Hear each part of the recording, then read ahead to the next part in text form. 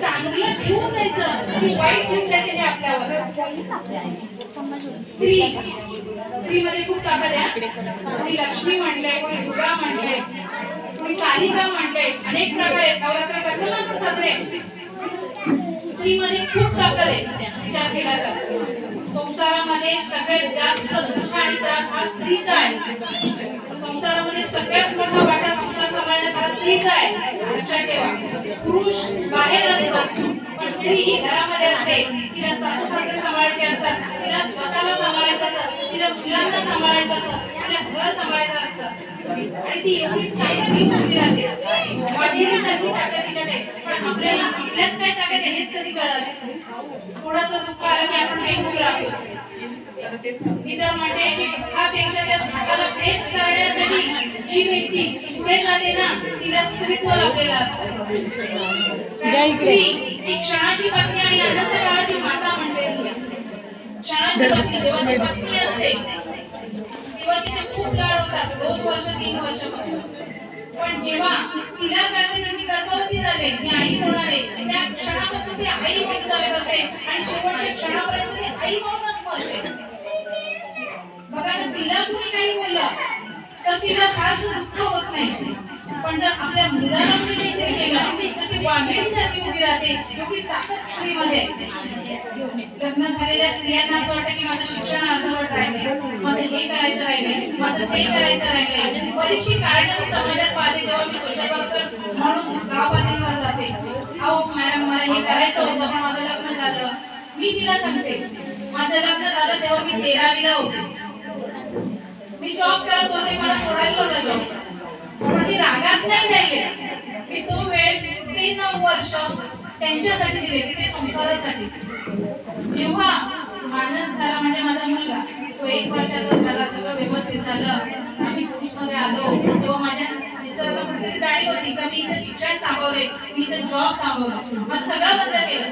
त्यानंतर त्यांनी सांगितलं की तू शिक्षण कंप्लीट कर. मी 13वीला पुन्हा ऍडमिशन त्यांना विद्यालयामध्ये घेतलं, DY कंप्लीट केलं.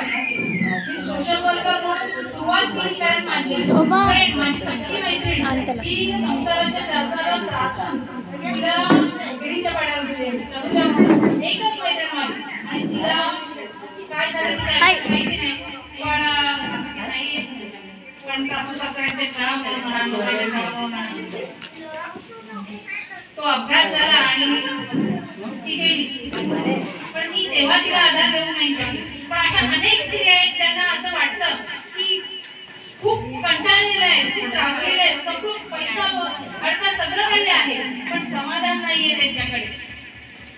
मी बऱ्याचशा महिलांना भेट देते, अगदी अंगावर दागिने घालतात पण नंतर काही क्षण झाले, अर्धा तास 1 तास झालं त्यांच्याजवळ बसले की त्या मनापासून बोलतात मॅडम माझं हे राहिलं करायचं.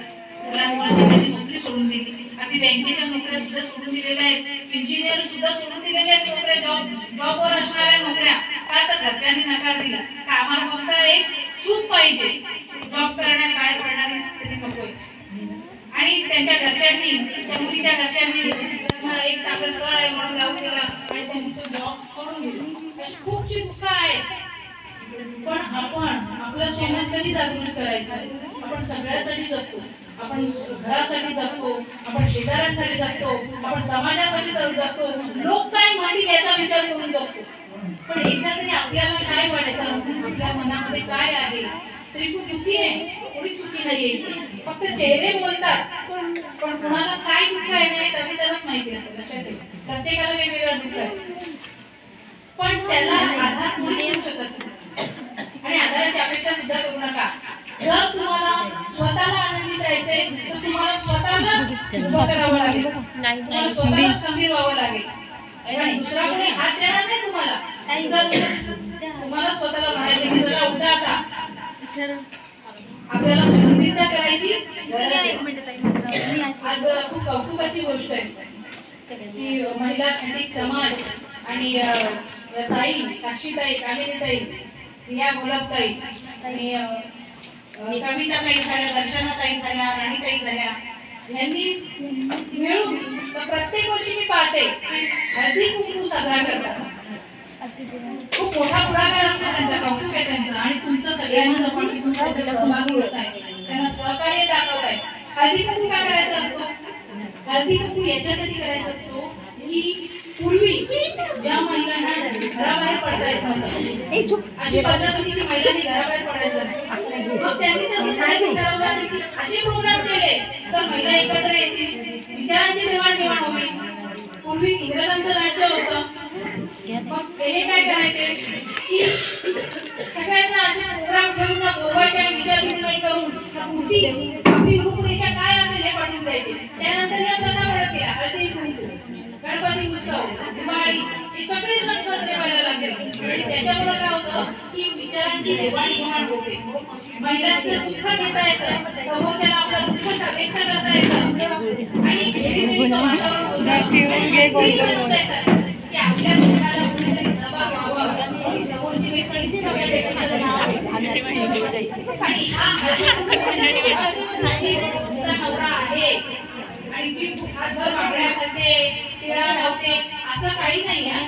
हळदी कुंकू हा प्रत्येक स्त्रीचं वाण आहे, प्रत्येक स्त्रीचा हा दागिना आहे, प्रत्येक स्त्रीने तो घेतला पाहिजे. म्हणून बोलवताना पण आपण सगळ्यांना बोलवायचे, मग ती आजी असो, आई असो, म्हातारी असो, मुलगी असो, विधवा परित्यक्ता असो, एकल महिला, या सगळ्यांचे प्रॉब्लेम आणि या सगळ्यांना इथे बोलवायचे, सगळ्यांना खेळीमेळीचं वातावरण आणि आधार द्यायचं. हे खूप वेळ केलेलं आहे, पण आज कौतुक आहे तुमचं आणि धन्यवाद. मला इथे 2 शब्द बोलण्याची संधी तुम्ही दिली, त्याबद्दल तुमचे आभार.